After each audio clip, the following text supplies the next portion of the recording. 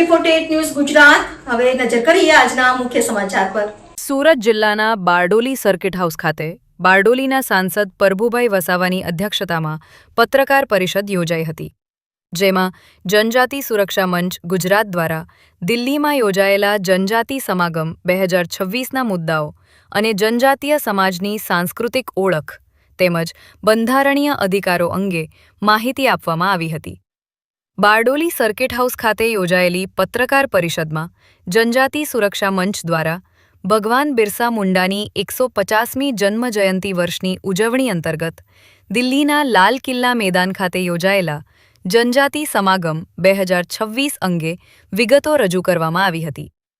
પ્રતિનિધિઓએ જણાવ્યું હતું કે દેશભરના વિવિધ જનજાતીય સમુદાયોના લાખો લોકો આ સમાગમમાં જોડાયા હતા અને જનજાતીય આસ્થા, સંસ્કૃતિ, પરંપરા અને અસ્મિતાના સંરક્ષણ માટે રાષ્ટ્રીય સ્તરે આહ્વાન કરવામાં આવ્યું હતું। પત્રકાર પરિષદ દરમિયાન જનજાતીય સમાજના જળ, જંગલ અને જમીન સાથેના પરંપરાગત સંબંધ તેમજ તેમની સાંસ્કૃતિક ઓળખના સંરક્ષણ માટે સ્પષ્ટ કાનૂની વ્યવસ્થાની જરૂરિયાત પર ભાર મુકાયો હતો। સાથે જ જનજાતિ સુરક્ષા મંચ દ્વારા અનુસૂચિત જનજાતિ સંબંધિત બંધારણીય જોગવાઈઓ અંગે રજૂ કરાયેલી વિવિધ માંગણીઓ અને કેન્દ્ર સરકાર સમક્ષ કરાયેલી રજૂઆતો અંગે પણ માહિતી આપવામાં આવી હતી। કાર્યક્રમમાં ઉપસ્થિત આગેવાનો દ્વારા જનજાતીય સમાજના હિત અને સાંસ્કૃતિક વારસાના સંરક્ષણ માટે સતત પ્રયત્નશીલ રહેવાનો સંકલ્પ વ્યક્ત કરવામાં આવ્યો હતો। જનજાતિ સુરક્ષા મંચ ગુજરાત દ્વારા આજે આ પ્રેસ કોન્ફરન્સ રાખવામાં આવી છે। આ પ્રેસનો હેતુ 24 મેના રોજ દિલ્હી લાલ કિલ્લા ખાતે ભગવાન બિરસા મુંડાની 150મી જન્મ જયંતિના અવસરે જનજાતિ સાંસ્કૃતિક સમાગમનો કાર્યક્રમ યોજવામાં આવ્યો।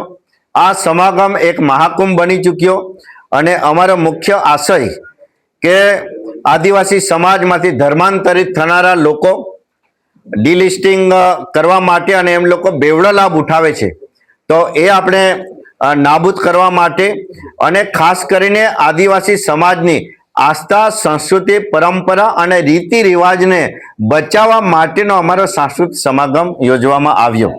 ત્યારે એના અંતર્ગત આજે આ પ્રેસ છે।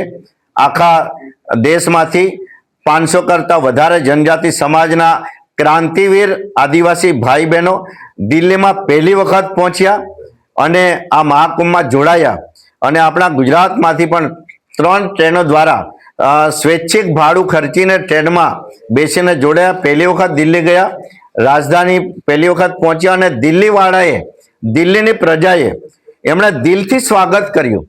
એમણે અમારા આદિવાસી સમાજના નાચગાન સાથે પોતે નાચ્યા, ઝૂમ્યા અને પાણી અને છાશના સ્ટોલ પણ લગાવ્યા અને રહેવા માટેનો પણ આશરો આપ્યો। ત્યારે દિલ્હીની જનતાનો પણ વિશેષ આદિવાસી સમાજ અને ગુજરાત મંચ વતી અમે માનીએ છીએ અને આ ઐતિહાસિક મહાકુંભ અમારા ડિલિસ્ટિંગ માટેનો છે, આદિવાસી સમાજની સંસ્કૃતિ બચાવવા માટેનો છે, જે ભગવાન બિરસા મુંડાએ અંગ્રેજોની સામે લડતા સંસ્કૃતિ બચાવવા માટે જય જોહાર હમારા નારા હે, ભારત દેશ હમારા હે એમ કહીને આવું નારો આપીને સંસ્કૃતિ બચાવવા માટેનું આજે ઉલગુલાન આંદોલન ચલાવેલું। ત્યારે આજે આ અમારું ડિલિસ્ટેડ ઉલગુલાન અમે શરૂ કર્યું છે। પ્રશાંત પટેલ, AB48 ન્યૂઝ ગુજરાત, બારડોલી।